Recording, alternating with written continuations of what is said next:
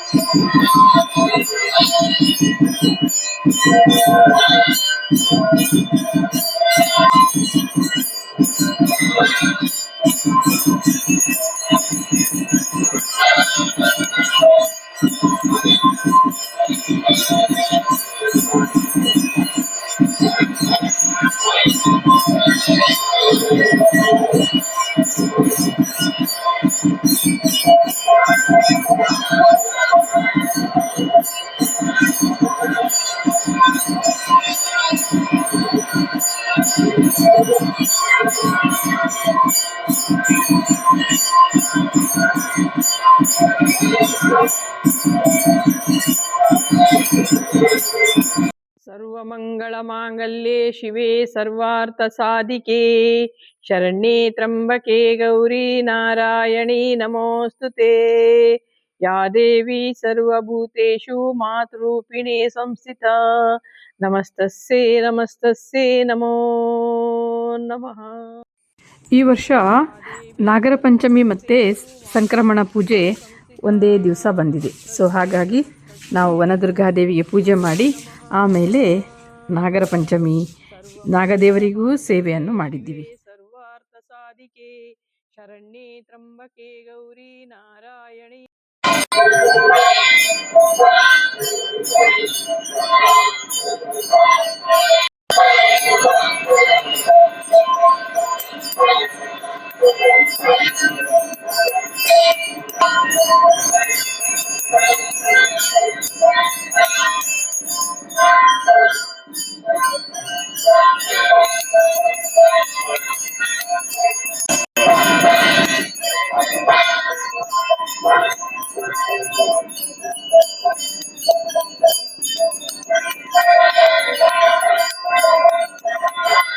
ಹಾಗೆ ನಾಗದೇವರ ಪ್ರಸಾದವೂ ಆಗಿದೆ.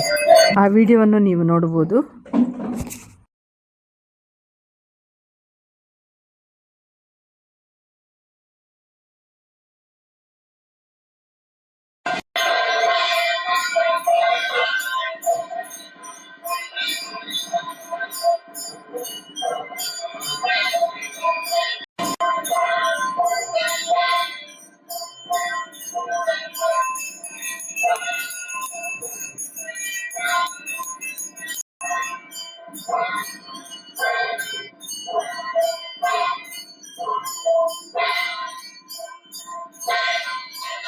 ನಾಗದೇವರಿಗೆ ಪೂಜೆ ಆದಮೇಲೆ ನಾವು ರಕ್ತೇಶ್ವರಿ ದೇವಿಗೂ ಪೂಜೆ ಮಾಡಿದ್ವಿ.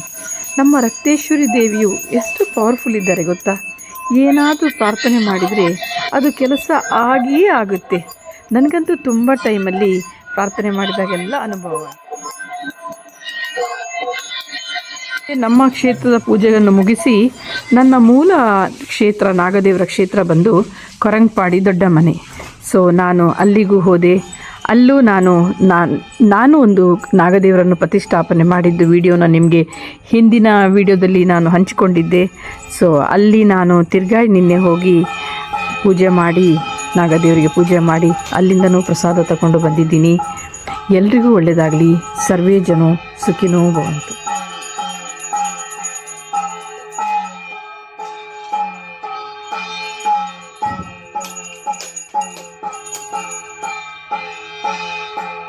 ಸುಮಾರು ನಮಗೆ ಬೇಕಾದವರು ಆತ್ಮೀಯರು ಬಂದಿದ್ದಾರೆ. ಸೊ ತುಂಬ ಚೆನ್ನಾಗಿ ಪೂಜೆ ಆಗಿದೆ. ಸತ್ಯನಾರಾಯಣ ಭಟ್ರು ಅಂತ ಉದ್ಯಾವರದವರು ಬಂದು ಪೂಜೆ ಮಾಡಿಕೊಟ್ರು. ಸೊ ತುಂಬ ಚೆನ್ನಾಗಿ ಪೂಜೆ ಆಗಿದೆ. ಎಲ್ರಿಗೂ ಒಳ್ಳೆಯದಾಗಲಿ. ಸರ್ವೇ ಜನ ಸುಖಿನೋ ಭವಂತು.